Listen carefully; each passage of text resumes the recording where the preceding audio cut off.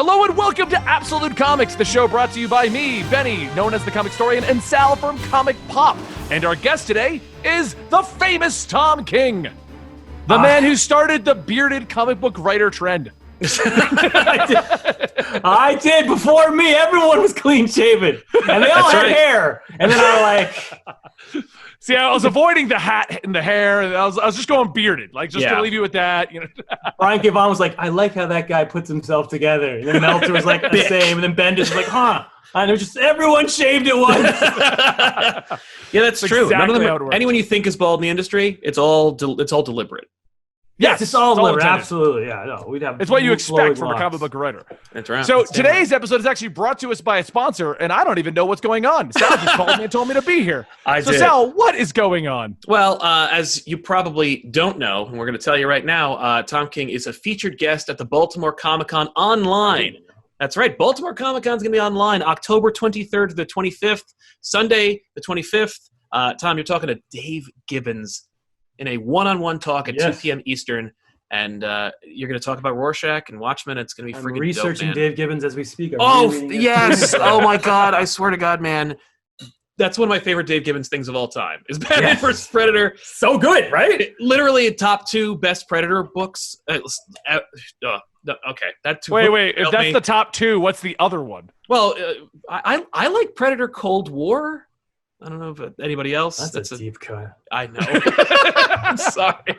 I've never even heard of that book. So I thought it was going to be like Predator versus Archie. Archie Predator 2 is my favorite.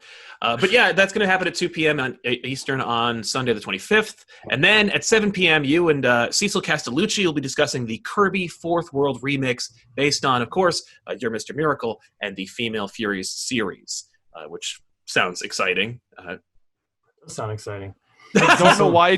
I don't know why that didn't dawn on me, but those, of course, would make sense to work together. I know. Did you guys know they're both from New Genesis? They're both Kirby things. And finally, on Sunday at 9 p.m., he'll be part of the Streets of Gotham panel with Cecil. Is it Yoel Jones or Joel Jones? Joel Jones. Thank you. You just But answered. it's Mikhail Khanin. Okay. So it goes. Is it really Mikhail Khanin? Khanin, yes. Khanin. Okay, cool. Yeah, I'm terrible at pronouncing writers and artists' names, and I always apologize when I have to pronounce them. Like, I just called you Tom Kong for the longest time. And then I called you Tom Taylor for the longest time, and that's apparently a... No. That's a thing. I get that a lot. Well, just don't try to pronounce Mitch's name. Mitch's name is impossible to pronounce. Yes. Is it Garrett's, Jared's? We don't know. And those letters they seem very simple, but they don't go together in the human language. They just don't make any sense at all. Don't worry. The one time I met him in person, I called him that artist guy that did that work. He's like, that's right. That was me. He was like, his name is Mitch, but that's way too that's way too personal. Yes. And I don't know how to pronounce his last name, so... So Sunday at 9, you'll be on the Streets of Gotham panel with Cecil, Joel Jones, and Brian Hill. And you can watch all those panels online at actually youtube.com/comicpop and at the Baltimore Online Comic-Con, which is at baltimorecomicconlive.com. Check it out. Okay, that was all the work. Tom, thanks so much for joining us. We'll see you guys next week with an all new episode. And that's sweet. I feel like I nailed that, guy. Amazing. All jokes. They'd be so pissed if that was the show. That should be the show. And you know what we'll do? We'll put padding where we just leave everyone's web camera up for the next hour. Like, everyone leaves. You go take. Go do stuff. Just watch cartoons. Just me checking my email. Come on, did you like my script? Did you like it? I like that. So, just setting scripts and just hoping for feedback immediately. That's what it is to be a writer. You're like, the next email could break my heart or make my day. Yeah, that's true. Don't worry, I feel the exact same way as a YouTuber, because like the video goes up and you're immediately like, refresh. Did you like it? Okay, I've got first guy, first. Okay, where's the real people? Like, yeah. Oh God, they hated it. Don't read another comment. I'll just go on my phone. That's all I'm going to do. Comments. So I wrote, when my book came out, I was a novelist first, a failed novelist. But when my book came out, it was 2012. So there wasn't immediate there was Twitter, but they wouldn't read a book that same day and comment on it. But but what novelists do is they watch Amazon to see if you're like, because your ranking goes up or down, and you kind of refresh that all day long, and you're like, sweet, I'm the 55,000th read book instead of the 56th. I'm famous, you know. I've made it. Call mom again. Yeah. Mom, I broke the 100,000 mark. I'm almost there. Who is this? Call we have enough royalties. You can quit your job. I made it to 32,000. Yeah, that's similar. Yeah. So, okay, I'm not sure where we should generally start this because no one gave me a prepped list. So I'm just going to ask. Sweet. Sal should have had a prepped list of questions. That's it. I'm walking. Let me put it this way. my writer. Since you started on Batman, Benny has been raving about your Batman run, and every time we talk about it, I'm like, I like this YouTube. Exactly. Now, Benny I was the one on your side the whole time. You were. I thought there was one out there I was looking for. I was like, there must be one guy. And it's Benny, and it just happens to be the largest comic book YouTuber of all time. But like, we would talk about like every arc. I'd be like, I don't know, man. He's like, no, and then he'd have a bullet. Like he's prepared. He'd be like, no. Let me explain to you why Tom King is brilliant and what. So I'm like, dude, we got Tom King on the show, and I'm gonna be like, so you did Batman. Right. Did you start with Joker and Riddle in the War Jokes and Riddles, or did you have somebody else in mind? Like, that's the good question you got for him. Like, no, actually, I'll ask the hot question. Please. Okay, let's. Sal brought up a good point. Your run was divisive. Like there's people that hated you. There's people that loved you. Yeah, don't check Twitter. What? Yeah. My mother told me everyone loved it. The question I wanted to know is you had a 100-issue run planned out. How did that feel going through it, based upon what you just said about checking your email? Every other issue, it felt like the Twitter was blowing up with, kick him off the book, or he's a genius, wait to the ending. Yeah, like, you won't believe. How did that feel being a writer, coming off of books like Vision and stuff like that? Like critically acclaimed, like Tom King's incredible. And then coming into something where every other week it looked like you were going back and forth with the fans. Yeah, you got constant feedback. Yeah. How did it feel? I mean, I don't know. I didn't have time to feel anything. There were so many deadlines. I mean, to double ship Batman for that long. Yeah. It wasn't a matter of like, man, I feel down, I'm not going to write this week. Because like, you don't put an issue of Batman out, stores close. Right. So you had to... I can totally see that. Because I mean, that's how it is with the YouTube world. Like, stuff comes out so quickly at such a rapid pace. Like, everyone's like, your last video, the 4 last videos you did sucked. I'm waiting the next one. Which one was that? What are you complaining about? Like, I've got a plan I'm doing here, man. Yeah. Like, yeah. And you're doing things, and when you're doing double ship and you're trying to get A-list artists, and I made this stupid rule at the beginning that I would never have an artist stop a story in the middle and have another artist pick it up, so that every artist would get their own sort of arc. Or so we would adjust every story to the artist rather than have this artist adjust to the story. So then I was writing way out of order. So I'd write issue 17 and then issue 26 and then issue 14 and then issue 32, and so it was almost a mathematical equation, keeping it all straight in my head. Because Tony Daniels needs an issue, McKellen needs an issue, and Mitch needs an issue, and those are 3 totally different artists who have totally different aesthetic qualities. So I mean, in retrospect, I think it was awesome. It was really a fun. I fucking loved writing Batman. I loved having double ship. I loved being on that book. I loved that character. I mean, I had a great time, and how did it feel? It felt great. Yeah, I mean, it was stressful at times, but good stuff is always stressful, I feel, or else you're not doing it right. No, I mean, yeah, the Batman run was incredible. It's just, I've never seen it, because you were doing it for so long, and I always wondered how it felt from your point of view in the whole thing, because it wasn't like, a lot of the times we see the Batman writers, they come in, they do 6 issues. Oh, they did well. Now they're going to stick around and do a few more issues. But you never have that locked in, like, we're doing this story. This is what I want to tell. This is what I'm doing.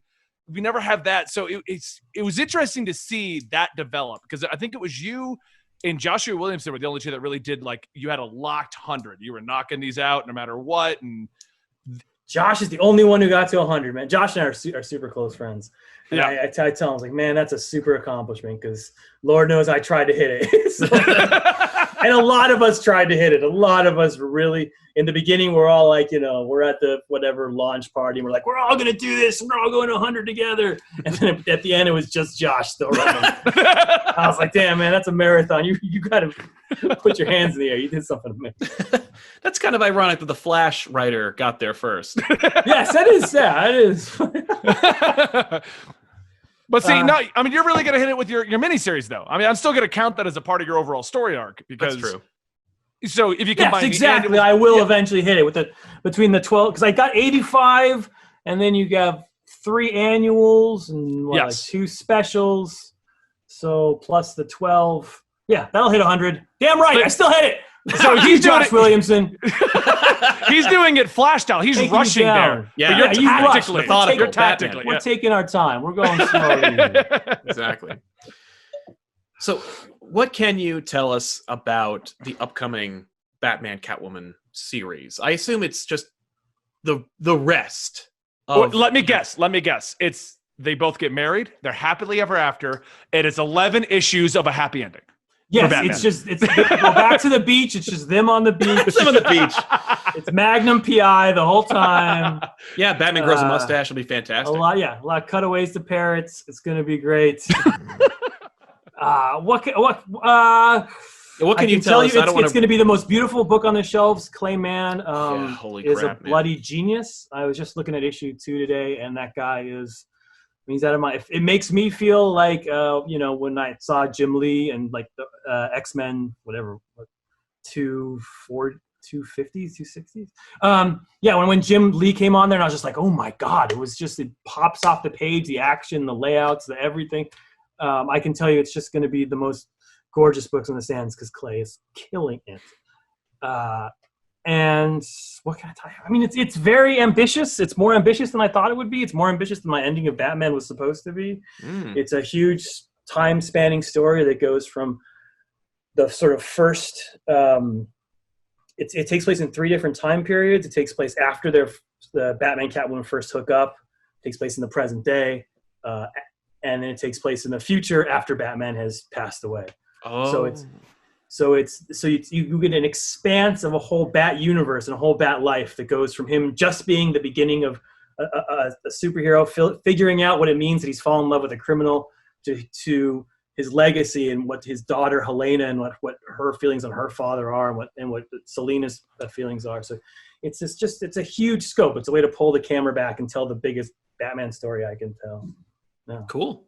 I'm excited. I'm the one that was just toting the praise of Tom King the whole way through. My only complaint with your run was it preemptively decided that Bane was going to be naked during the ending fights? Always more naked Bane. I got to that last pages where he's just naked everywhere, and I'm like, he's naked a lot. Like really? That is still the same scene. That was Mikkel had drawn him in the very beginning because Bane's origin is that, when he was 4 or 5 years old, he got locked in a prison cell that flooded every night, and he was stuck there for 17 years. And so he had to tread water every single night and eat the fish that came in and grabbed them with his teeth. That's how he survived for 17 years. How long do you think his shorts lasted? Probably like a week. Yeah, like a week. So he's naked the first 17 years of his life. So you're saying he's more comfortable. A character tree. Yeah, dude, if you were naked between the ages of 5 and 28, that's your natural state. That would be your natural state. When he wears clothes, he feels like he's coming down to our level. Right. I love that there's a reason behind it. I just thought you were like 2 dudes wrestling. Let's get him naked. Bane's just. I figured it was just behold, look at me and all my glory. He's very happy. Yeah, no, that's just Bane is. He has no compunction about his body. He's like, see me naked, that's me. Yeah. You're welcome. Now I'll kill you. You're welcome. That's right. This is my gift to the world. My own nudity. I think that would have been a way better ending to the first arc of Nightfall if he picked up Batman, he's completely naked, but for the mask, toss him off the roof. People are like, that is an award-winning ending. Yeah, man. But in reality, it came from the first time Mikkel drew him. He drew him on this. I don't remember in the script if I definitely don't think I put he was naked, but Mikkel drew him on the throne of skulls, butt ass naked with the bald head, and I was like, that's the coolest thing. I don't know. I mean, maybe people. I just thought it was just so badass that he's just naked, got a skull up his ass. He doesn't give a fuck. Like, come to me, he's doing the Marlon Brando. Come to me, Marlon Brando. So I just, that first image Mikkel drew. So blame Mikkel, it's his fault. Okay. All right, cool. I mean, I don't see anyone else complaining about it. No one brought up that you did Naked Bane. I needed to know Naked Bane. Yeah, and now I'm getting an image in my head. You just writing like Naked Bane, like really naked. Like, but now we know it wasn't. It was just so Bane, and Mikkel's like, right, Naked Bane. Got it. Apropos of Naked Bane and your use of Naked Bane, I gotta see where this goes. Right, that's the name of this video. It's just going to be the origins of Naked Bane. Origins of Naked with Bane. Tom King. It's going to be with Tom King. So many. Yeah, Naked Bane explained by Tom King. That's not a lie. That's not clickbait. That's real.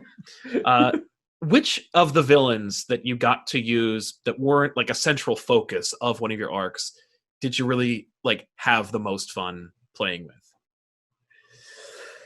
I mean, the obvious answer is Kite Man. I don't know if you consider him a villain, but like Kite Man, I had to just it was always a joy.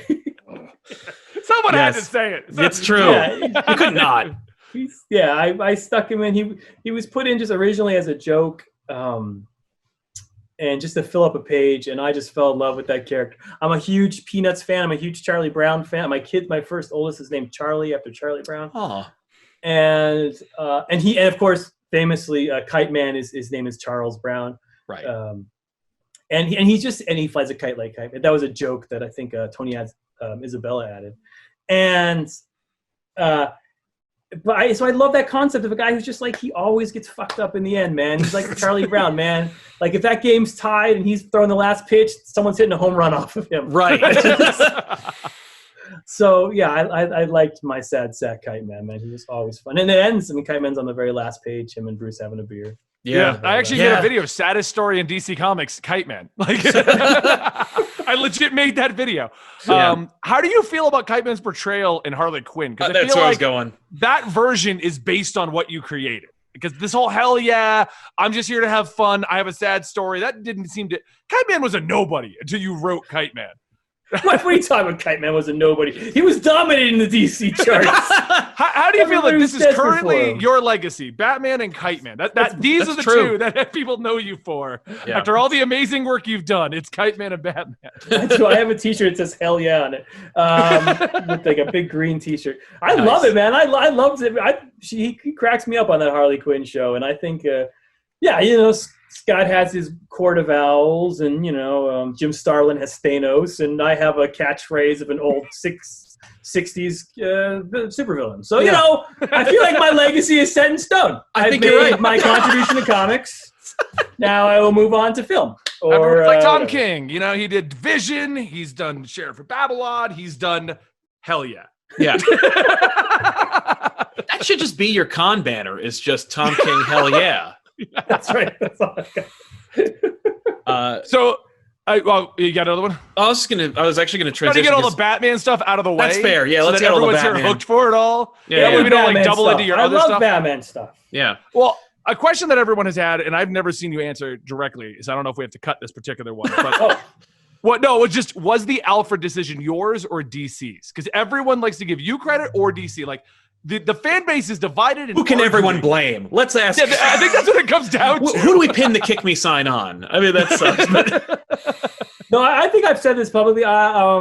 It was DC's. He was not supposed to die in the original. Okay. I think and even you to kind the of feel point it. When the issue came out, it was supposed to be a fake out. And you can see there's a little like gas effect in the background because it was supposed to be a scarecrow. Like they gave Damien Scarecrow gas, and he saw his worst fear, which was Alfred dying. That was supposed to be the little twist. And if you look closely, you can see a little gas, I think. In the like you were planning for it at the time for that to be the twist. That was going to be a twist. And I got a call from the editor-in-chief of DC Comics at the time, Dan DiDio. And he's like, Tom, I read the comic. I love it. I want Alfred dead. I was like, you can get copies of these before they come out, Dan. I was like, you don't have to go to the store and buy them. I'll send you a PDF. Right. Technically, shouldn't you have one already? The issue's on the shelves, and he's like, no, leave it that way. Yes, that's exact. And so I called my editor. I said, "This is a dumb idea. I don't want to do this. I don't want to kill Alfred. It's not sort of how we." And basically because I couldn't think of, because Alfred didn't die heroically. That was my big problem with it. Like Alfred can't die as just a victim. As just a victim. That's right. You can die in superhero comics. Lord knows you'll come back to life someday. Right. But if you do, you should be now as a zombie. But yeah, I honestly was expecting it to wrap up, and we're in the next one. I was like, so how are they going to bring back Alfred at the end of this book? Oh, okay. Alfred famously died in 1952 or something, and then came back in 1960. So he's been dead many a time. Yeah. You would bring back Fat Alfred from the beginning. Yes, the one who liked to solve crimes himself. The one who liked to solve crimes himself. Yeah, exactly. Fat, mysterious Alfred. Yes. So I got on the phone with my editor. I was like, I don't like it because he just died a sort of victim death. And then I was literally walking my dog, talking on the phone, and by the end we had come up with a solution where sort of his death was more meaningful and had and it turned out that it was sacrificial, that he chose to die to save that, because he was supposed to do something and he didn't. He told Batman he could do something and he did. That was another thing. I couldn't have Batman endanger him. They couldn't make either Batman look like a shithole or make Alfred not sacrifice. We had to solve that. Once we had solved that puzzle, at the end of the conversation, I said, I think we just killed Alfred. I told my editor. I was like, yeah, I think we did. So yeah, it was at the end of the Batman run when editorial was very much in my face a lot. And so that was one of the examples of that. Yeah, it was because it was funny with the Alfred thing, because you of course that happened, and everyone's like, Benny, what do you think about Alfred's death? I'm like, they didn't hype that up at all. There's no way he's dead. Yeah, like it just came out of nowhere. Like he's gonna come back in like 2 issues. What are you worried about? It's like Clayface. Forget it. Yeah, that's what we all thought. We all thought it was Clayface. We're like, if they were gonna kill Alfred, that would have been in the headlines, like what they did with the wedding issue. That would have been released. They would have told them ahead of time. That's true. But that's literally what I was saying. I was like, it didn't make any sense, and then he just stayed dead. I'm like, oh. You were like, what? I like that we both thought that's one way to keep it a secret. Keep it a secret from the writers and the artists who actually write it. Just so you know, Tom, you killed Alfred. You're taking the heat for this. Yeah. It was funny because usually I've killed people in the past. I've killed many. Who have I killed? Nightwing died in my first thing I ever did, and I've killed characters many times. Yeah. And Hotspot. When Alfred came out, I thought, I'm going to get a lot of heat. Oh man, Alfred's dead. But everybody was like, and I think this was influential on Dan's decision. Everyone was like, "Fuck yeah, Alfred's dead." Like they really were kind of. The people at the top were like, yes, finally. The fans were like, I want this, because when someone dies, it gives it stakes. It makes it makes it gravitas. It makes you feel like you've gotten an issue that's big, and I felt like and Dan's intelligence was like, now that they're so into it, to tell them it's a fake out would shit on the audience. And I think that was smart with Dan's observations. So. From that point of view, from sort of the fans being like, "Fuck yeah, we like this, and we're into this story now." So I don't regret doing it, and it led to good stories. And I really like that issue 83 I did, 82 or 83, where we did the sort of Death of Alfred. I did the Longfellow poem and stuff. So. Yeah, you did an amazing job handling it. I don't want you to think that I'm like mad that you killed off Alfred. I thought the way you handled it, the way it was kind of thrown. How dare you? But it's just it happened so suddenly. There was no hype for it. It wasn't like, this issue Alfred dies. That we know how comic books like to hype themselves up. Someone dies tonight. Yes. What? Comic books like to hype themselves up?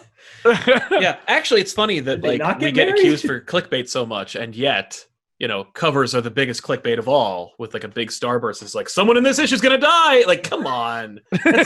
That's just turn let's see. It's got the whole Bat family. Who hasn't had a solo series in a while? Whose solo series is not coming back? Uh-oh.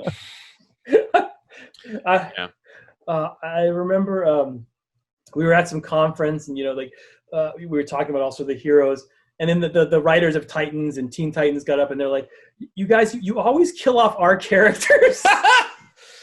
That's very true. Because that's because when you have to kill off a character to make something big, you're always like, well, it can't be, the top Justice League, because those guys all have books, and the bottom characters, the Kiteman nobody cares about. So you're going for those middle characters, and it's inevitably a Titan. It's like always right. Well, it's always like, a Nightwing or a Wanda or a Wally or something. yeah. Well, because there's always somebody who works in the bullpen who likes that character enough to be able to bring them back. It's the characters, but that's. I think that was like some of the concern with Heroes in Crisis, where it's like no one's gonna bring Hotspot back, man. Yeah, like, no Hotspot. No one's gonna bring Lagoon Boy back. Like those characters are just there forever. The Protector. Yeah. No one's protecting the Protector, man. That's done. Like, who's going to stop kids from taking drugs? Nobody. Nobody's going to stop them. They're all on drugs. Yeah. So Heroes in Crisis. That was one of my favorite. You pulled up characters that I didn't even know existed. Everyone that you pulled up out of nowhere. And then killed them. I'm literally like, this is my job. Talk about comics. And I'm like Googling, like, is that a real superhero? Yeah. Like, was that really his catchphrase? Yes. Yeah. Was that really what he said? So it's almost funny because you speaking about that reminds me of when you killed Roy in Heroes in Crisis. And then out of the blue in Red Hood, there's just this one random issue where Red Hood's like, let me reflect on the Roy death. And I'm like, you haven't hung out with Roy in like 20 issues. Where did this even come from? Like, yeah. Like you and Roy, you haven't even been a thing for like the last 25, but Scott Liddell's doing a solo issue about you and Roy. Why not? I mean, okay. There was a lot of chatter, Poor Roy. See, another Titan. Oh, that's the thing, is that most of them were Titans. That was like, most of them were Titans. Yeah, it's sad. Well, I mean, is Roy? They'll all come back. I was gonna say, you sound really broken up about it. That's really. I mean, I felt like those middling characters, like Hotshot, hadn't had a moment in 10 years of Protect, and I gave them sort of big spotlight moments, so that now people can take off with them and bring them back and sort of. Right. Sometimes after a character dies, brings. I mean, I'm of the era that like I didn't read Superman until everybody told me he was going to die, and then I read the shit out of Superman. That's literally my entryway to Superman. Like I didn't read Superman until he died, and then read every. I didn't take Superman seriously until he died. Then I got really into Superboy, and you didn't kill Superboy, so we're fine. Yet. Make a list. Crypto is going down. oh, don't kill the dog. You're just gonna make a list of how many tiers can you. So I'm gonna kill Crypto. I'm gonna kill Kite Man's kid again. Streaky. I'm gonna kill Streaky. Comet the horse. That guy. Yes. Comet the horse. Supergirl will be very broken up about it. I'm gonna kill off all the Titans but Dick Grayson. Yes. I already shot him. It's already shot him. and killed him, I think, in Greece. Yeah, I've killed a lot of people have died. Poor people. So, let's speak about your Grayson. Grayson was actually my initial introduction to you. Yes. So, based upon your history with the CIA background and things like that, was it your decision initially to be like, okay, Dick Grayson, Nightwing, I'm making him into a spy, and it's going to be like every cool spy story you ever wanted, and it's going to be here. Like, what was the inspiration to do Grayson? It was desperation would be my inspiration. At that point, I was, like I said, I had failed with my novel. I was pitching stuff to Vertigo that was getting rejected. Because I had done a Vertigo short, and I had pitches that kept getting approved and then rejected. So I'd be like, yeah, I'm a comic book writer. And then the last second, I'd be like, no, we've canceled this before it came out. Which turned out really good because both of those ideas are turning into TV shows now. So thank you for rejecting them because I'll make more money this way. No. So that's wonderful. You did a good job. You're brilliant. But so at that point, but my editor was very nice, a guy named Mark Doyle, who sadly was just let go of DC. Yeah. Who ended up being head of their Black label. And he was like, I'm going to get you on a comic. And he was handed Grayson. It was a complete idea of like, let's make Dick a super spy. I don't know exactly whose idea. People have bounced it back, whether it came from Dan or came from somebody else. And so like super spy. And my editor was like, Tom was in the CIA. I like him as a writer. Let's get him on this book. And I said, I don't know about this guy. So they brought in Tim Seeley to co-write with me. And Tim turned out to be the nicest, just like my brother. And he sort of introduced me to comics, taught me how to write, taught me sort of the rules of the game, and it just turned out to be best. Yeah, so what the spy idea wasn't mine. It was just happened to be sort of enough to get me in the door as almost as a marketing ploy, I would say. Yeah, because I mean, it was actually like I hadn't read Vision, I didn't read Sheriff, I didn't do anything. I was literally like Grayson, and I got through it, and everyone's like, Tom King, this guy's great. I'm like, I never heard of him. I don't care what he's writing. And they're like, no, you've been reading his book this whole time. I'm like, oh, Grayson, this one's great. Yeah. And the first issue I wrote of that, I was all wannabe Alan Moore back then, and still am. But I wrote it backwards, and it has like a secret code you have to figure out to make it work. That's kind of cool, though. That's clever. You don't have to brag on yourself on that. That's a fun idea. So they let us be experimental on this weird secret soup. But it was funny because they brought me in to make it like a realistic spy book, and that book is not realistic in any sort of way, shape, or form. No, not at all. And even like we were doing, you know this, like we were doing like call signs, and I was like, well, when you say your call sign, you start with your name and then you say the other dude's name, so like they know it's from you and to them. And so I was doing that in the book, and they're like, Tom, this is too repetitive. He's saying his name too much. I was like, it's like the one thing I can add. It's just like this is how you do. But yeah, so we even took that out. I was like, well, there's no real. Well, then what am I even doing here? The only thing I dislike about what you did so many awesome ideas in Grayson, and it feels like once Grayson ended, everything got ignored. Like they're just like, yeah, Helena, she's doing her thing. She was in it in an organization. We're gonna ignore it. I was like, all right, then. Yeah. A lot of those awesome ideas are Tim Seeley. Tim Seeley is a big idea, man. I just do like the little moment kind of things. Yeah, I was more excelled at that. But Tim would come up with all like the spiral stuff and all this Grant Morrison stuff. That's all Tim, man. Tim ruled that book. He did so good. Nice. So is that why you then killed Dick Grayson later with a shot to the head? I did not kill Dick Grayson. Shot in the head. Was that what was the idea behind that though? Is it like I don't like my Grayson run, so this is my way to get back at him, or?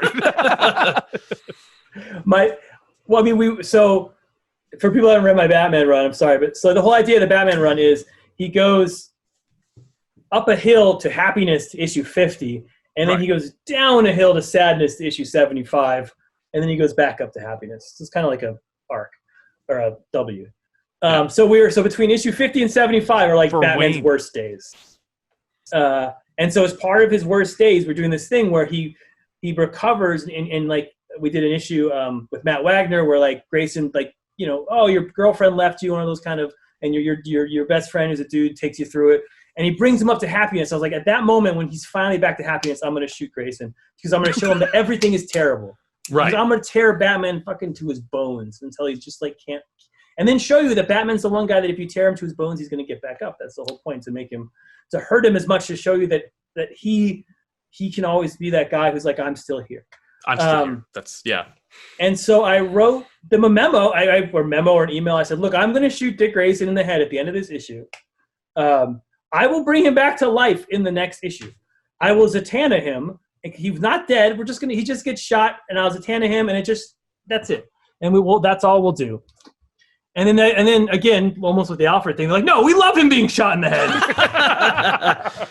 Let's ride this out. And so then I pitched to them. I said, okay. I was like, this is what they're like. What, do you have any ideas? And I said, how about this? What if he has to recover from this, and it takes him a while, and he goes to Tim, and Tim helps him recover. And Tim takes on the Nightwing Mantle. And we do an arc where in Nightwing where Tim is Nightwing and also helping his brother recover. And Tim wasn't even doing anything then. That would have been dope. Yeah, so it was Zatanna and then Tim. And they're like, no, we got it. It's Rick Grayson. we got it from here. And people who love it, they love it. And so God bless them for loving it. So that's all I have to say on that issue. Fair enough.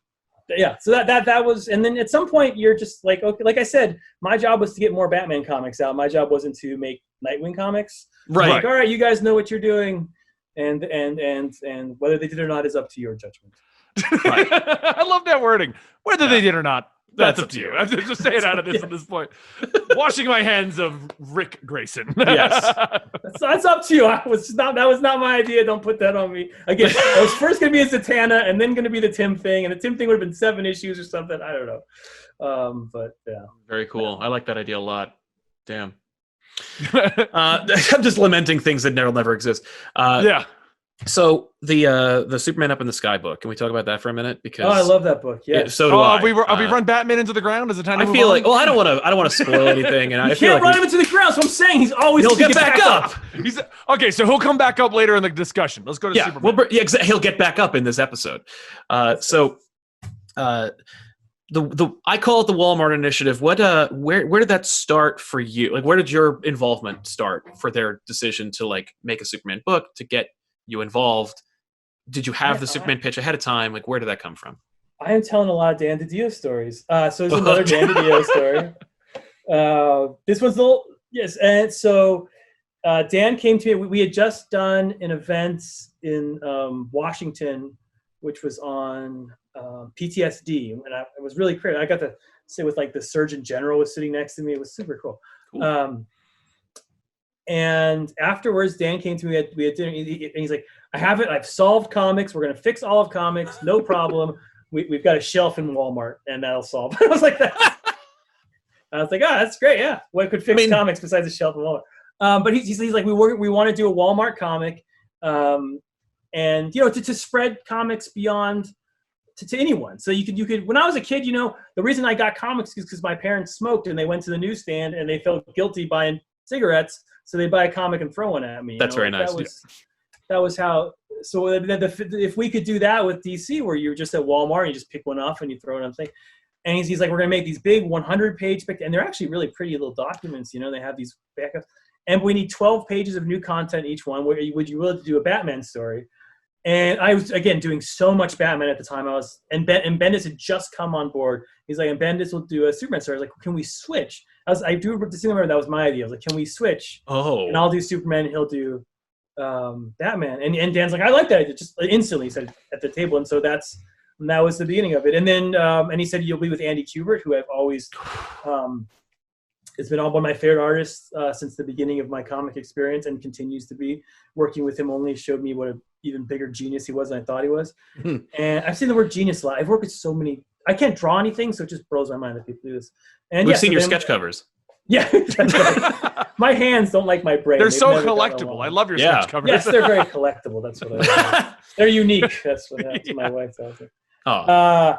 So yes, that's how it began, and that's how Up in the Sky began. Thank you, because Bendis's Batman, your Superman, some of the best Batman and Superman of the past 5 years. Like, holy crap! I love that Bendis Nick Darrington. Oh my god, that's such a work of art. It was kind of fun because your Batman was so dark, and like you were diving into a lot of the deep, breaking Batman down at the time. And when Bendis came out with his, it was like it's a fun, happy, campy Batman story. Like he's gonna go on a weird adventure with Green Arrow, and and now he's going off to get a White Lantern ring. That's such a great book. I love that story. Yeah. But Up in the Sky was also a beautiful deconstruction of Superman, and each issue is a different highlight of the aspect of the character. Do you have reverence for Superman and you wanted to say something about it and you knew you had something already, or was it just kind of like, well, I'll take Superman? All right. I mean, you had the idea. So like, I love Superman. He's one of I got Superman comics behind me. When I was a kid, I thought Superman was for old, boring dudes. Now that I'm an old, boring dude, I love Superman. So yes. I grew into what it. You thought, yeah. Yeah, I could totally confirm my bias as a 9-year-old. I love that character. I like everything. I like his design. I like I like the Clark Kent part of him. I like the reporter part. I like the Lois Lane relationship. I just think some things in this world are just perfectly built, and Superman is just a perfectly built world and character. And and then the whole thing. I do all these comics that are sad people looking out windows. These sort of deconstructions of superhero concepts and all that BS. But I just was like, I'm not going to do that for this. I was like, I'm just going to do something where every issue, all we do is say, like, fuck yeah, Superman. That's all it was. It was like, yeah, it was like Superman. Like at the end of this issue, you think Superman's awesome because he is. And so I was like, I'm going to do that with this book. Yeah. Well, it was total fun, and it was so much fun.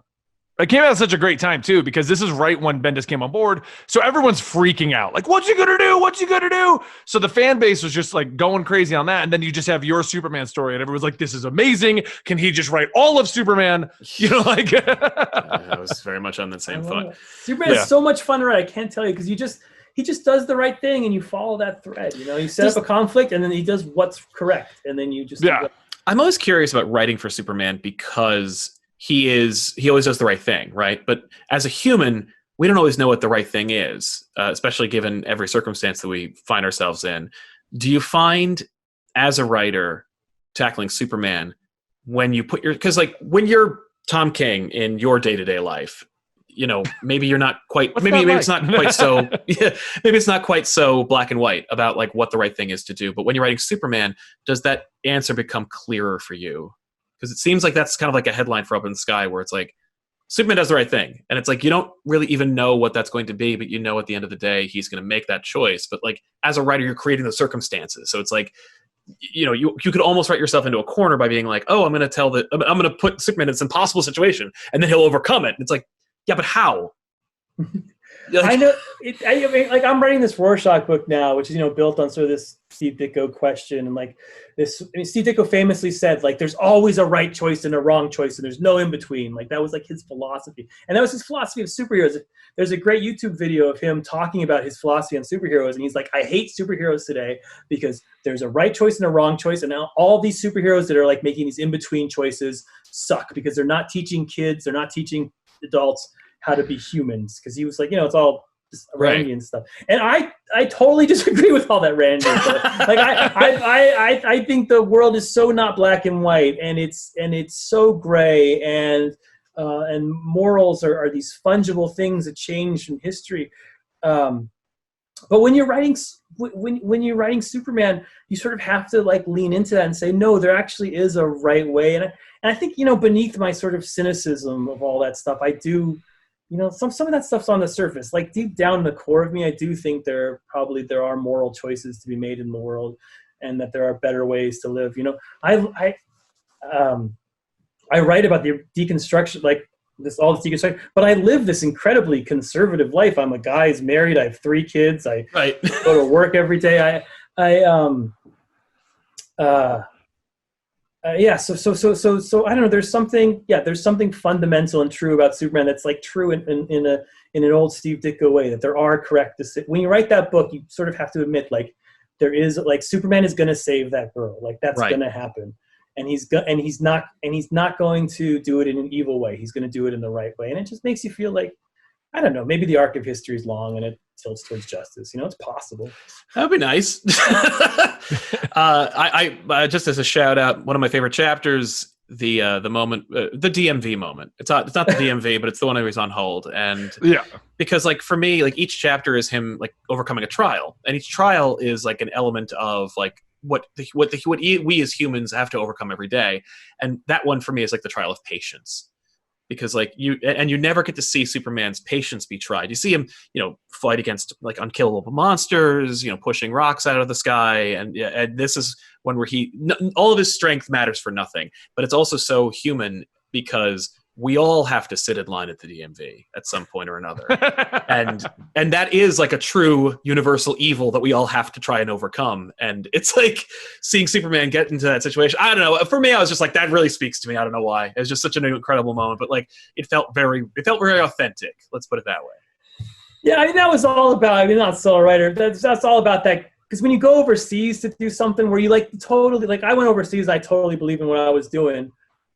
I mean, the hardest part is you're like, but I have to leave my wife to do this. Yeah. And even worse, if you have kids, I have to leave my kids. And that doesn't feel like the right moral decision, because you're like, I'm going to miss a year of my kid's life. I'm going to miss a year of my life with my wife. And these are, but you're doing the right. So like I said, like Superman does the right thing. He keeps pursuing the girl. But I just wanted to say, like he does that knowing the cost of it. Yeah, and he on the phone, even though he has all those fears about Lois, on the phone he says the right thing, which is like, I believe in you and I trust you, and that's what he believes. But because he does the right things, it creates conflict. Right. That whole issue is about calling my wife from Iraq. It's ironic because that's also the episode. I completely I completely understand what you're talking about, because I went overseas initially to Iraq, and I was single. That was the easiest thing ever. Like I'm here to do my job, and I don't have anyone to call back at home. My mom can whatever. I'll call her later. And then between that and Afghanistan, I got married. So when I went back to Afghanistan, it was a totally different experience. Like, well, how do I get to the phone? Oh, what do you mean we're in blackout again? What am I supposed to do now? Like, when I got back from that and I was offered like the situation, like, well, do you want to get out? Do you want to re-enlist? I was like, I think I'm good now. Like, I don't want to do that again. Yeah, dude.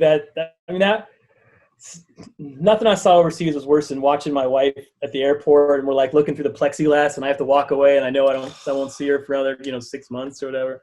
That was the worst moment of the whole thing. The worst part about that is you're doing it willingly, like, okay, well, see you later, sweetie. I'll see you. Hopefully they don't extend me this time. Yeah,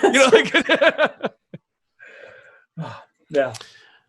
So I put that in a Superman comic. Right, it's in a Superman comic, and it's great. Maybe that's why that comic resonated so well with me. I didn't even think about it like that, but that is like one of my all-time favorite Superman comics. Yeah, like Superman's going off. He has to deal with it like we did. Yeah, so maybe that's why it resonated. I also wanted to mention before you moved on to the topic, one of the questions we have is that are you going to write more Superman?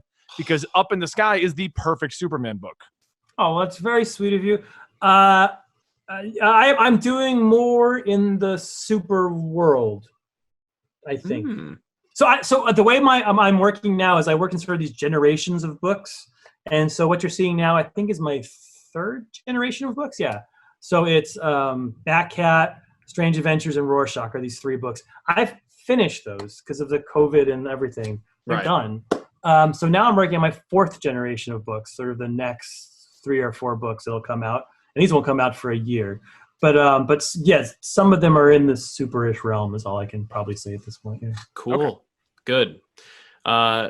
You mentioned your wife, and there's an element that that I'm sure everyone's noticed, but I will bring it up. I have hair in this picture. That's why that's there on your desk. I remember, it's just so I just look at something, I was like, oh my God, I remember. Oh, he's so beautiful. And I guess she's okay.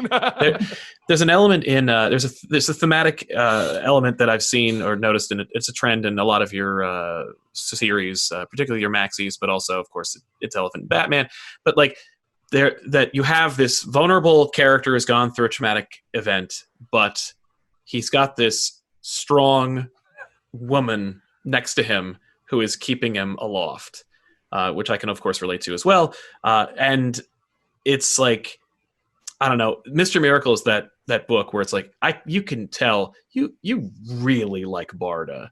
And is Barda your wife? Yeah. So much so that when issue 7 came out, which is the birth issue, that's just a straight retelling of my oldest son's birth. And she's like, God damn it!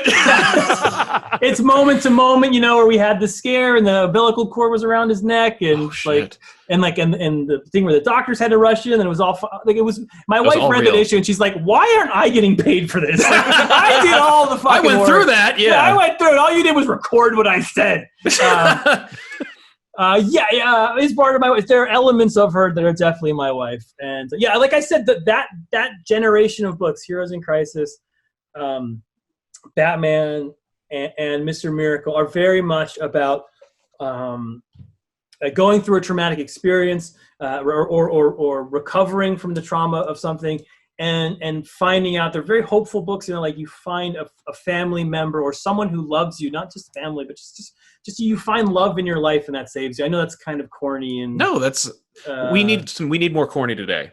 We need more. Well, there is, and that's just. I'm just telling. I don't know. I feel like as a writer, you try to run away from yourself, and then you just find yourself at the end of this tunnel you're running into. So yeah, I mean that was. I mean, I've talked about this a lot, but like I had one of those like nervous breakdowns in 2016, and what I found was going back to my family and going back to that saved my literal life.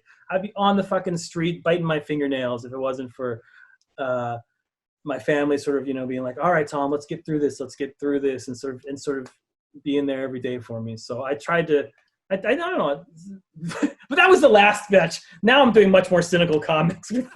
We're doing Rorschach. You can't get much more cynical than that. Yeah.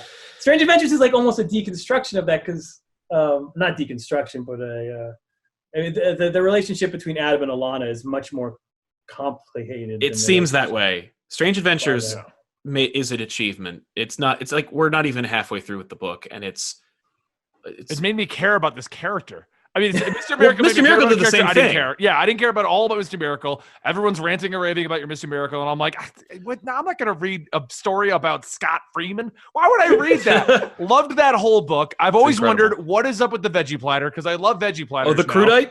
Yeah, the crudite. And how do you feel about Darkseid is a running joke everywhere? Oh, we're seeing it everywhere, man. Darkseid is Zind. Darkseid is here. Like Superman is. It's in the Superman Harley Quinn is in show. Death Metal. Didn't they just do something in Injustice with it too? Yes. That's what I have. I have Darkseid is in hell yeah. I'm just a catchphrase kind of guy. It's not bad, man. Hey, listen, that's 2, you know? Yeah. That's two. Just do it. That's only 1. Like, that guy didn't get paid. But like even with your Vision, even with your Mr. Miracle, even with your with the Vision Mr. Miracle, Strange Adventures. Strange It's the Adventures, third yes. one. We just talked about it. Yeah, I just mentioned it.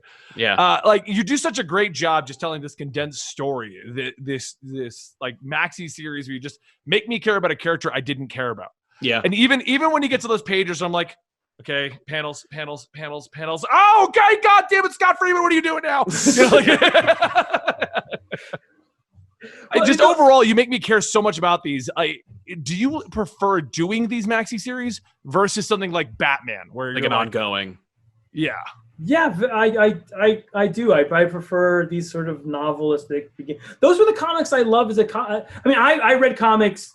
Fucking, you can look at my room. It's just all trades and comics and, Right. and original art. I'm seeing original pages there too, which is Oh, that's up in the sky up there on the wall. I have the whole the whole boxing issue. I have the whole thing in grids up on my wall. God, that's so good.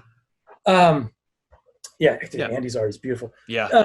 But yeah, I mean, I grew up, I read comics. I still read them monthly, daily. But the ones that blew my mind were like things like Squadron Supreme, were things like Watchmen, Dark Knight Returns, Challenges of the Unknown, the Tim Sale, Jeff Loeb one.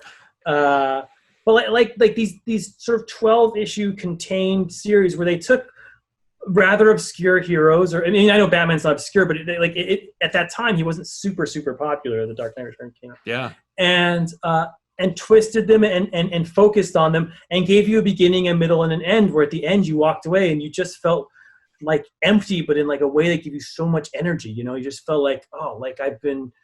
To me it was literature. It was the highest high of comics. I've been chasing that, and so yeah, that's what I'm trying to get at. That's the high I'm trying to get at, is to sort of reproduce those experiences of what it was like to read Watchmen when I was a kid. That first time.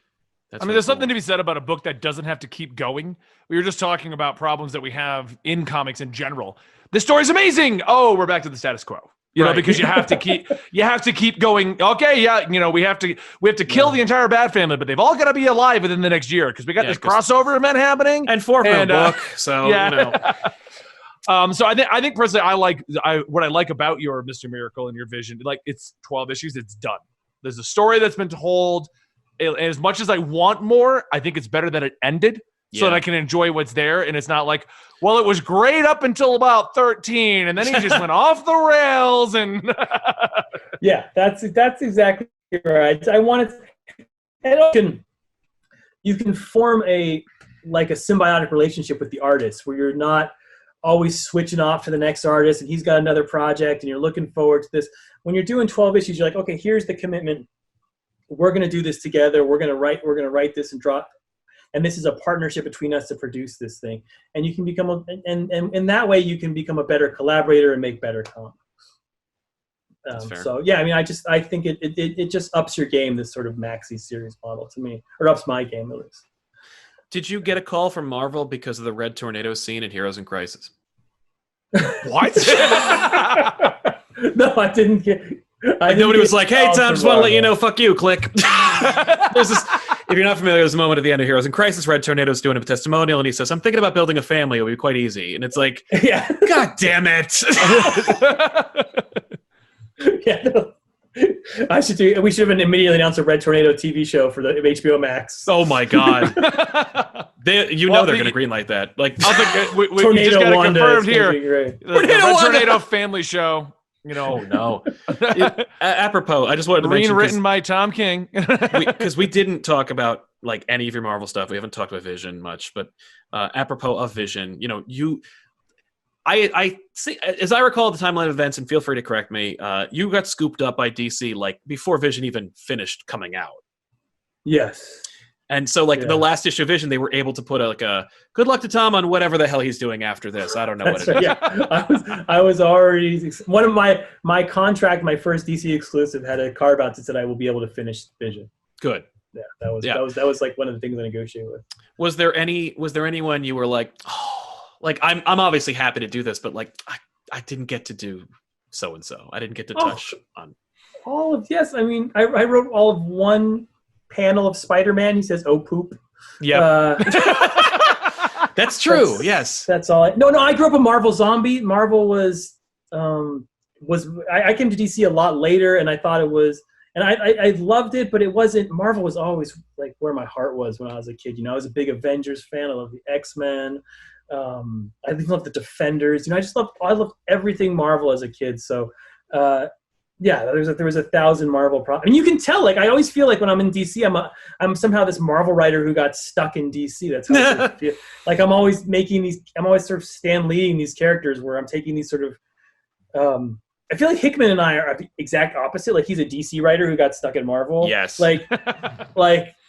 He takes characters and in brilliant ways he makes them into gods. Like. Yep. Hickman turns like you read the Fantastic Four, X-Men, you read his characters and like suddenly you're like, wow, I am on fucking I'm on Mount Olympus, I'm with Zeus, and I'm overhearing a conversation between gods. Yes. And he writes them that way, and you actually believe. And I do the exact opposite, where I'm like, hey, you gods, come down to earth. We're gonna talk about Uber. You know, like, that's right.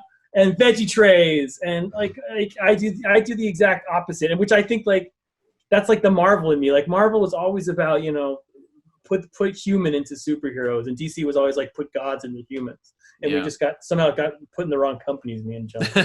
Actually, I think that works in your favor though, because a lot of the DC writing comes across the same way. We're gods amongst men. You must treat us as such. We're going to try to be humans, but you write the human story. Yeah. So your perspective of having that human story in the world of gods makes it stand out. I think it does really well in there because of that. Like you're writing a Batman that's completely different than the way everyone else writes Batman. You're writing your Superman is completely different from how other people write Superman. And that's what I think I enjoy about your writing in the DC world. While in Marvel, you would just be another guy writing human stories, you know. And like, well, I'm not even trying to say that unremarkable. I'm just saying I don't mean that in a bad way, but it's like I'm sure they would be incredible stories. But like your human touch, I think would be might be lost in the sea of Marvel to an extent, you know, where it's just like, oh, Tom's writing this one over here. Well, that's just he's doing a human touch on Spider-Man. Well, let's go read the other human. He's already that. Like, yeah. I appreciate that. Good. Phew, made the right decision. But oh man, I'd love a shot at those Marvel characters. Marvel is, but. I love DC. I like the people there. I like my editor. I like their art. I mean, Mitch is signed there, Clay is signed there, Doc is signed there. So there's nothing DC is where my home is. There's nothing that at Marvel right now that looks like Mr. Miracle, Strange Adventures, Up in the Sky. Yeah, you know, Batman right now.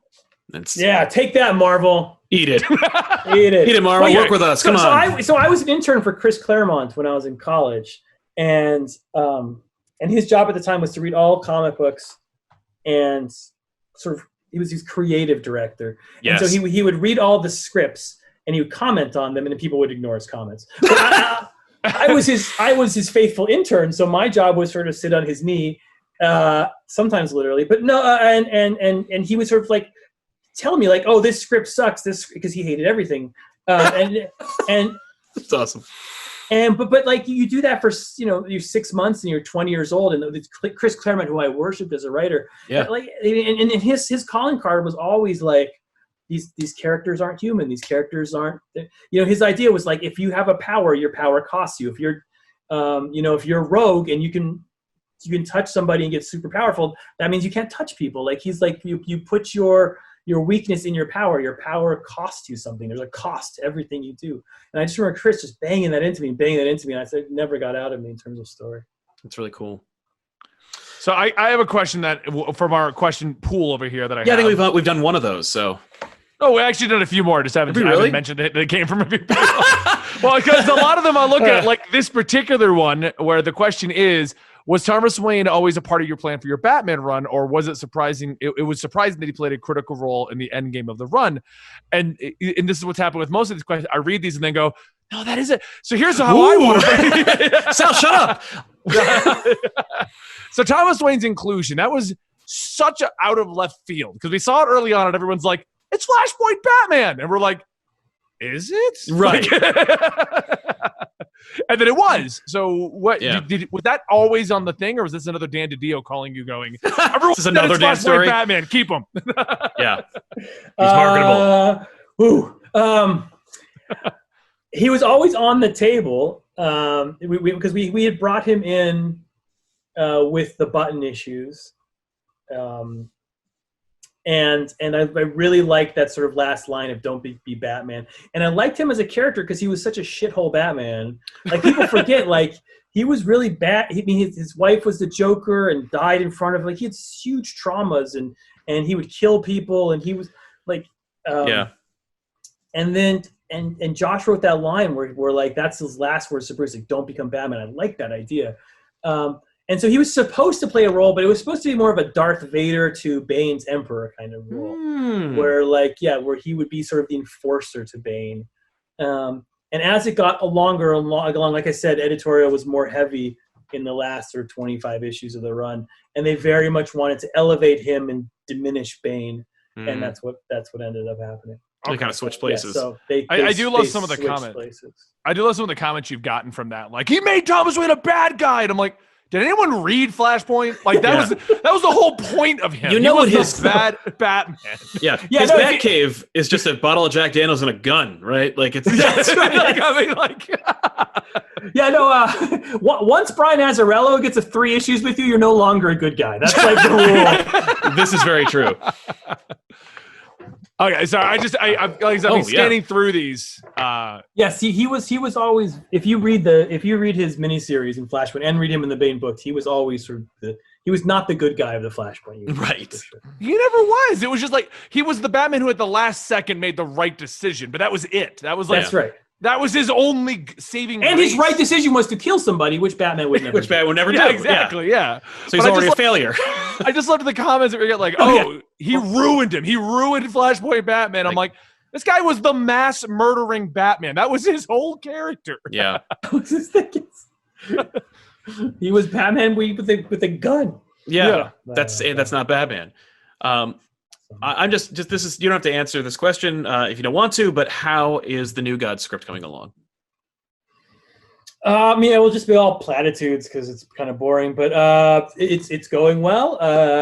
What's the copy? Like, it's going well. We're very excited. I can't say anything. It's just because it's the movie world. Like you say, like one thing, it gets spun out into this thing. But I can tell you it's still going. I can tell you Ava's very invested in it. I can tell you that Warner Brothers is very invested in it. And that I'll take I was that. working on it. I heard the literally spin, today. I heard what you just said. Tweet. Tom King confirms spin-off. Big Barda series on HBO Max. Big to Barda tie solo in. series, HBO Max. Female Fury series. Here it comes. But it's very. I mean, this is my first like Hollywood thing, and to be writing a big old Hollywood movie is definitely an eye-opening experience. It's definitely new.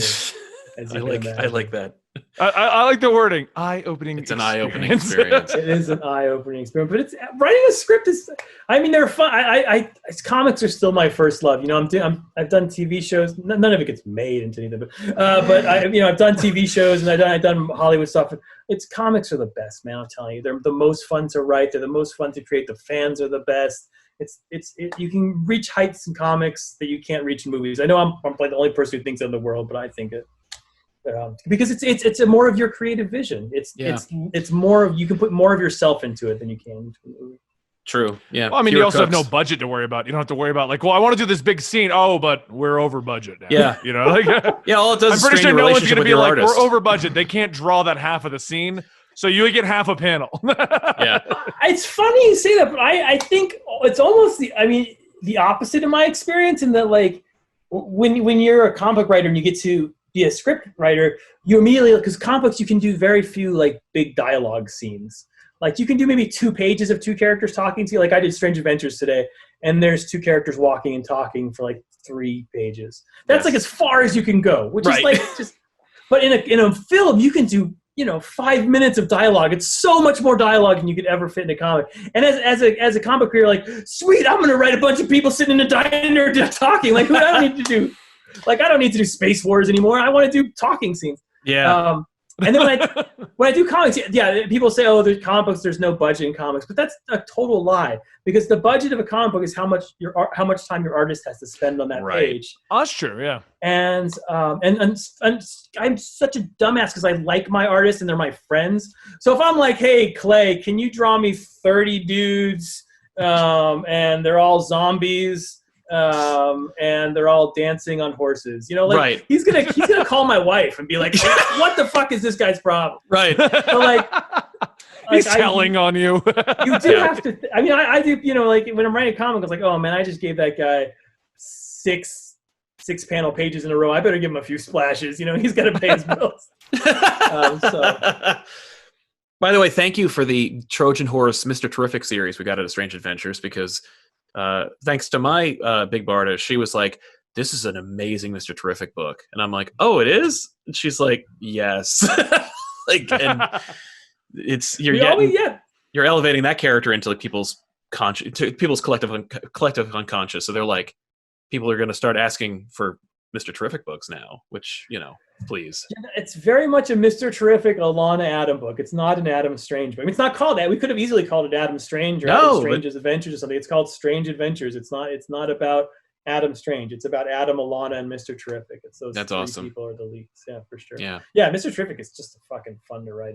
He's a guy who's depressed and then kicks ass. It's my favorite kind of guy. I'm sorry, that's just such your bread and butter. It's like, what? A depressed guy that's kicking ass? Where's the strong independent woman behind him? That's it. Where's the strong independent? But yeah, man. So you're in G4 for Tom King. What's can we G4? That's right. What can you tease about G4? We gotta be careful on the phrasing, because last time we mentioned anything involving G's, we got yelled at. So. I was making a joke about about the G's, but there's no more G's. This is just King's 4G. It's the only time that we've ever actually gotten kind of like a yelled at kind of situation by DC. Like, that's right. They were there was rumors rolling around about 5G early on. Now Jim Lee's officially said it's dead, but it was early on, and we were like, so what can you tell us about 5G? We don't talk about 5G. Okay. Yeah. Fair enough. Got it. No 5G. Yeah. So Joker War's wrapping up. That character is really hot right now. I thought you were saying the generations of Tom King. I'm like, is he allowed to say generations? I feel like they're just. We could say There's a book they're putting out called Generations with the 1930s Batman. We're okay. But yeah, no. But what can you tease about about G4? But like, where you're headed and where you're headed. First of all, I feel like we're still. It feels so weird because Rorschach 1 came out today. There's 11 more issues of that thing to go. Batcat 1 doesn't come out for a bunch of months, and then there's 12 more issues of that to go. So like, no, but 2021 and 22, what's that all about? Who gives a shit? That's over. That's yesterday's news. I bought Rorschach. We're good. The fact of the matter is, whatever you release in 2020, no one cares about because 2020 is going to be stricken from the records of the world. Yeah, this year is over. 2019, 2021. What happened in 2020? No, we're going to call 2021 2022. Like 2020 with like a little squared at the top. Yeah.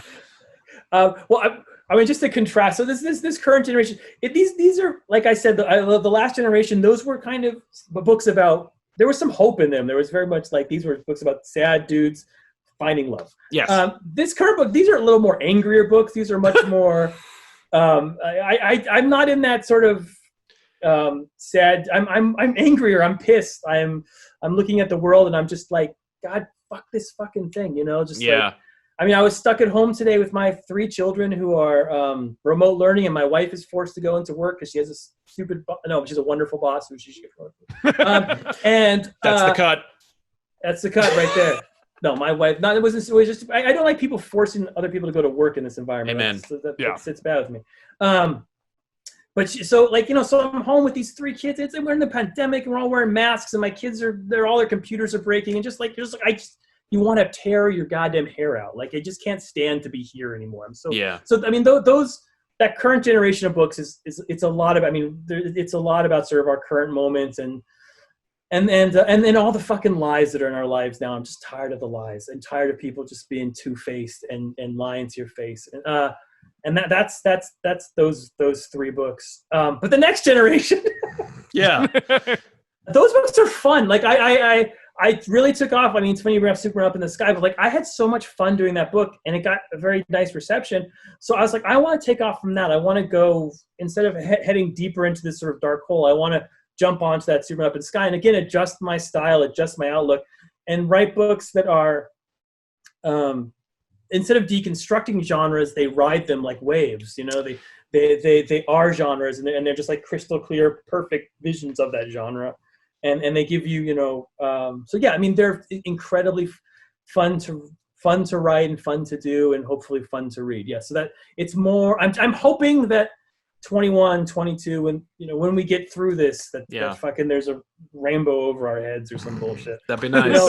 And that's the mood that'll come. Cool. Or else I'm just tired of writing sad shit. That also could be another thing. That's fair. Yeah. Everything's happy. I love that Rorschach is among the transition from like depressed dudes who find love, because it's like, yeah, Rorschach, I don't see him hooking up anytime soon. Like,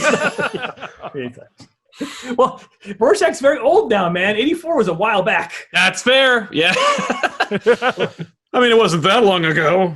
No, but, no, it wasn't that long ago, but a lot of really important things came around that time. Age again. Yeah. So yeah, he's a little be hooking up, but never can tell. Yeah. So that's the future. That's awesome. I'm assuming we're going to be starting to wind down here, so I have one hot topic question I need to know the answer to. I'm ready. How do you feel about this Tom Taylor, Tom King thing, and how did it even start? I hate it. You know, I'm anti-Australian. I have a thing. I hate koala bears. I mean, everything's good, but I fucking hate koala. Well, they have chlamydia. They're gross. I want the hot topic. I want the answer. What's the How beef? did it come about? I don't know. 2 bald white dudes with beards who are named Tom and have write DC generic books. last names.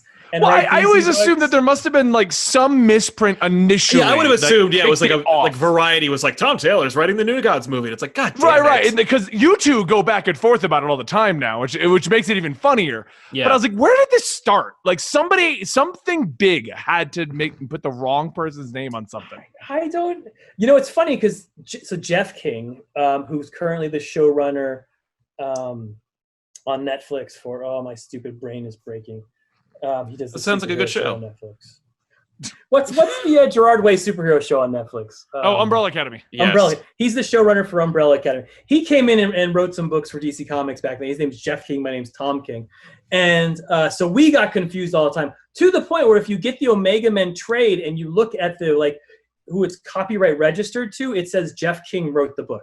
So oh no, is it really? Even DC registered a book under Jeff King's name that I wrote. So I already had the Jeff King, Tom King problem, and then the stupid Tom Taylor comes along. I don't know. I think a lot of people just confuse us, and it makes sense. I would confuse us as if I was that way. When I was who were creators I thought were the same creator as a kid. I don't know. I probably didn't know this. That John Romita Jr. and Senior were different people. I didn't know they were different people for the longest Junior time. in the early Two days. Buscema's. Yeah. I was just always curious. John and Sal. I didn't know if it was a joke you guys started off, or I was like, somebody had to. It had to be a mix-up at some point. There had to be a real one that came through. And speaking of your Omega Men, by the way, what happened to the Omega ring you made and the Omega Men? Can we get a sequel or just something? Can you be the guy that brings back Kyle? Because I don't even know where Kyle is. Man, Kyle was awesome. I don't even know where he is anymore. You were the last good thing with him, and it's just like he's like, I'm back, and poof. Yeah. And Morrison's like, not on my watch. Yeah. Yeah, dude, Kyle was super fun. People forget that character because he's cool. Because every other Green Lantern was picked because they don't have fear, but Kyle just happened to be in an alley wearing a 9 Inch Nails t-shirt. Yes, and then literally Ganthet's line is, "You'll do." How? Yeah, you're the greatest among us. I remember reading. I just said we should be wrapping this up, but I remember reading Omega Men. I was so mad at you because I am like I have a Green Lantern tattoo right here. I'm like, I love Green Lantern, and you're writing him, and I'm like, Kyle's got no ring. What the hell happened to Kyle? Because like you open it and like he's just Kyle's got no ring, and we're not doing that. He's not a Green Lantern. And I'm like, what is wrong? Why would you do that? Like, Yeah. Yeah, that's a typical Tom thing. Tear him down and then build him back up. But people are so pissed when you tear him down. That was another guy I killed. Yeah, I killed Kyle in the first 8-pager. I chopped his head off. Yeah, killed him. No ring. Everything was gone, and I was just like, because as a fan of Green Lanterns, try to not really getting everything you're doing at the time. I'm just looking at it like, why even use a Green Lantern if you're not going to do it? Like, right. What's even the point? Listen, Kyle had a long history. He was an artist. He dug Reznor. Come on, like he dug Reznor. He's one of the few Hispanic characters that has prominence in the DC universe. Yeah. You know what I've just realized now that I'm talking to you? You're probably the only writer that I ever always start hating, and then I love where it's going. Like, it's one of those like, oh, he's done it again, and then you're like, oh, he did it again. Yes, I'm the asshole. Yeah, but isn't that fiction, man? Isn't that what fiction does? I mean, the whole point of fiction is to create tension and then release it. Like that's the whole point. Like you do a really good but job. Not to my favorite character. Man, when you read Watchmen for the first time and you're like, what the fuck? The squid shit, like yeah. So yeah, I think that's I don't know. That's kind of our jobs as writers is to sadly create that tension. Yeah. Did you see that scene? Speaking of Tom Taylor, in the latest Deceased, with Orion and yes. Scott, and then Superboy's just like, "What's wrong with your stand-up. family?" I had to assume he called you and was like, "I'm going to do the standing scene" or something like that. Yeah, he sent me the pages. I was like, I love him, man. That's nice. Yeah. Tom is the nicest guy, and it's funny because like we had all this confusion. Then we knew each other vaguely, but he's from so far away, so he doesn't do a lot of cons. Yeah, and I've never done an Australian con, but he started to do more of them before the stupid shutdown. So we have so much in common. It's sad. Like we're both. I mean, I was never a street performer. For 10 years like you, but we both have like our kids are very similar and our wives are very similar. We're passionate about this. Like it's scary. We really are really weird mirror images. We even wear a fucking hat all the time. It's stupid. Yeah. But I love Tom. He's fucking so nice. He's one of my favorite writers. I can't speak high. Go buy that guy's comic, and he writes good comics, man. I was reading Suicide Squad the other day. I was like, shit, this is good. Yeah. I was like, these are the kind of DC comics I love. Right. It's weird because you like to tear the character down, so people hate you for that, and then he kills them, and then people hate him for that. Yeah. So it's like that's true. Yeah. He revels in it though, man. He's like, you won't believe what I'll do, man. You won't believe how crazy it's gonna be. I was reading. I've read all of his Injustice stuff, and it felt like every issue was a roller coaster. Like, yes, oh my God, no, Tom's writing this. I know. He's like, here, I got all the toys. I'm gonna break them all. I dig that. Yeah, no, we're not turning this into the Tom Taylor podcast. No, I was gonna say because I was literally about to go like, oh man, what he was really good at is because he does that, but like you don't feel the cynicism. Like he does it, but like it's earned, and it's like. Who gives a shit? We're not talking about. He'll come on the show. We'll tickle his balls. He invites writers, and then we talk about other writers. We don't. Yeah, that's actually that's the hitch of the show. That's the whole gimmick. Oh, good. Yeah. I decided was Tom Taylor every single episode. You just invite people to talk about Tom Taylor. That'd be fucking amazing. It's how many episodes we get away with. Change hats. I wonder how many episodes we get away with before people would just stop coming on the show. We're like, okay, so you wrote Mr. Miracle, you're great. But that being said, we're going to talk about Deceased, obviously, because Tom Taylor is an incredible writer. You're like, that's cool. Yeah, he's great. But like, we've been talking for 2 hours about Tom Taylor. What the hell? I can just see the email that Tom King sends to his editor. Like, I'm never talking to those guys again. Like, blacklist. No. I assume there's already a list. Don't. Of course. Yeah. No. No. The no list. Yeah. Yeah. Not those guys. But yeah, man. And we've earned that right today. Definitely. If nothing else, this episode has proven that we do not deserve to have Tom King on the show. So thank you for proves being that here. I do not deserve to be on your show. I think is the Oh no. Oh no, you've been an incredible guest. Thank you so much for Absolutely. being here. I'm assuming this is the signal of we're wrapping up. Yeah, the I figured it was a good transition, but then we ruined it because we referenced it. But okay. Well, that's how you do a joke. You tell people the joke, and Right, then yeah. it makes it It's funnier. meta. Yeah. It's meta. We're not the writers. You're the writer. So you know Yeah. you That's know true, how it yeah. actually works. So now you'll be the editor. How do we do? I'll send you an email. Look for it. I look forward to it. I'll check. I'll refresh. I I felt it was a little labored. But yeah, listen, everybody, if you want more of Tom King, obviously you have to go on October 23rd to the 25th to watch him at the Baltimore Comic-Con online. Go to BaltimoreComicConLive.com and follow. You're going to talk to Dave Gibbons, dude. You loved Watchmen. He drew the damn thing, man. That's gonna be really exciting. Yeah, but I can't be like, oh man, I can't Chris Farley him up and be like, remember that time you did Watchmen? That was awesome. It's awesome. Dude, that was me. When I met Dave Gibbons at like New York Comic Con, I was like, hey man, I have this Batman Predator poster. Could you sign this? And he, to his credit, he turns to I don't know if it was his wife or his handler, but he was like, this is the book I did with Andy Kubert. And it was Batman and the Predator. And then I gave him my sketchbook and he goes, it's going to be Rorschach. I'm like, that's fair. I don't care. He's like, all right, here you go. What a delight. Which is another reason why I have to check out this panel. Obviously, also, you're going to be talking to Cecil Castellucci, Kirby Fourth World Remix at 7 p.m. And more. Sunday, 9 p.m. Streets of Gotham panel. So many more creators. Watch it all. BaltimoreComicConLive.com. Tom, where can everybody find you and get more of your work? What's your socials? Tell them all. I'm not very on the socials very much, but I mean, I'm on Twitter. I'm Tom King TK, but I'm not there too often these days. And I'm Tom King _TK at Instagram. But more importantly, I have books on the shelf, so just buy Rorschach. Damn right. If you or buy Strange Adventures. And I've been saying this a lot. Go out and vote, please. You can skip buying my books if you just go out and vote. you can take a break. And I'll send and we'll get there. But that's the most important thing right now is get your voice heard and get out there and vote, please. Amen.